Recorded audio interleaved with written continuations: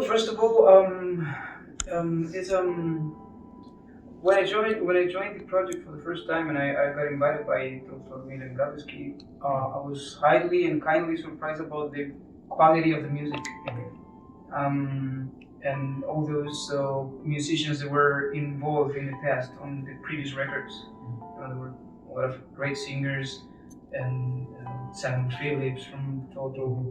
So I was really attracted by the project, and then suddenly, for me, the most important thing was like I took this as a challenge because it took me really out of my comfort zone, let's say, in a way that I was not just singing heavy metal or hard rock music. You know, the most of the time, the people when they offer you something, they come to you and like when I make something really close to Dio and that kind of things, which I love.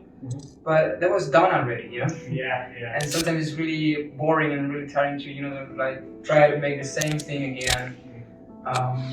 I know it's because of the people relate to me with obviously with Rainbow and Ronnie Dio because the similarities of the voice and whatever.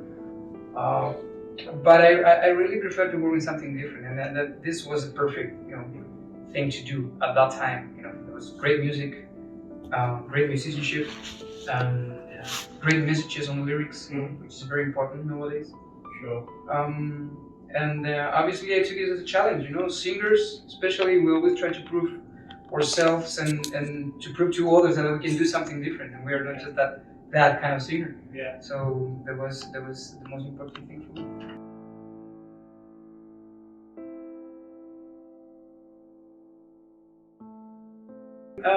That's easy because everything is beyond that you can imagine, and everything is. I don't want to say overproduced, but everything is so well produced. Not just the music, but how Milan and the rest of the team they take care of musicians. We're not just the high guy who is in the studio recording the album, but they take care of the artist. And that's very important for a musician, to feel that we're in a comfortable place, doing something, and that's really overwhelming. Of course, I mean, I was traveling a lot during the last years. I was doing really high productions in the live side and the studio side, but here's the place where I felt more comfortable. So that's very overwhelming.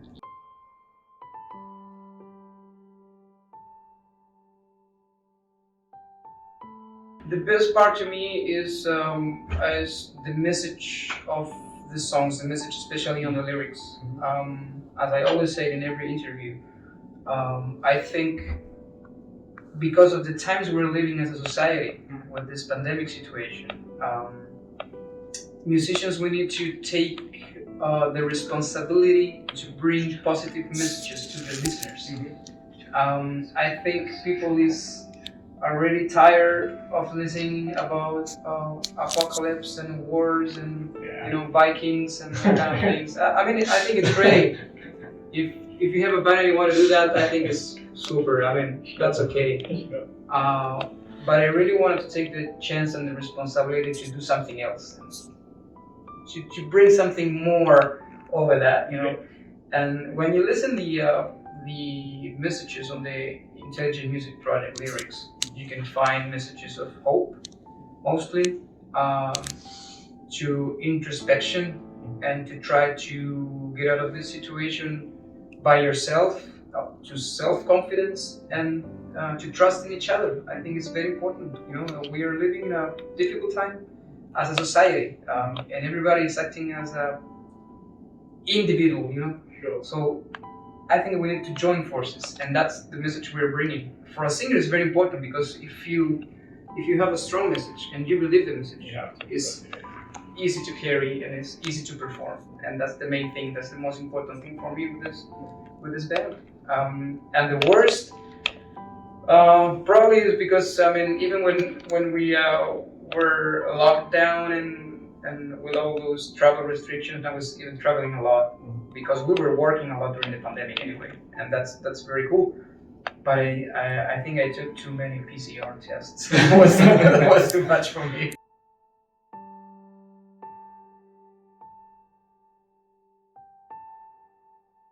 Actually, I don't care. and especially in the times we're living, where you are really exposed on the social. I think even I believe that people is looking for normal people, not for rock stars anymore. Sure. That they are, like in the past when they really keep the secret of everything, even on the studio sessions, and you couldn't listen the album before the release and that kind of things. Information is going so fast nowadays, and I think that people, they really want to feel a musician as part of their level. So actually, I don't care. I mean, if you see my social, I'm posting pictures, even with pajama. I don't care. I think it's part of the how the people knows you, and they take your work more sincerely. So actually, probably the only thing that I could keep by myself is my really personal relationship with my family and my fiance. But even that is not that much secret, so actually I don't care.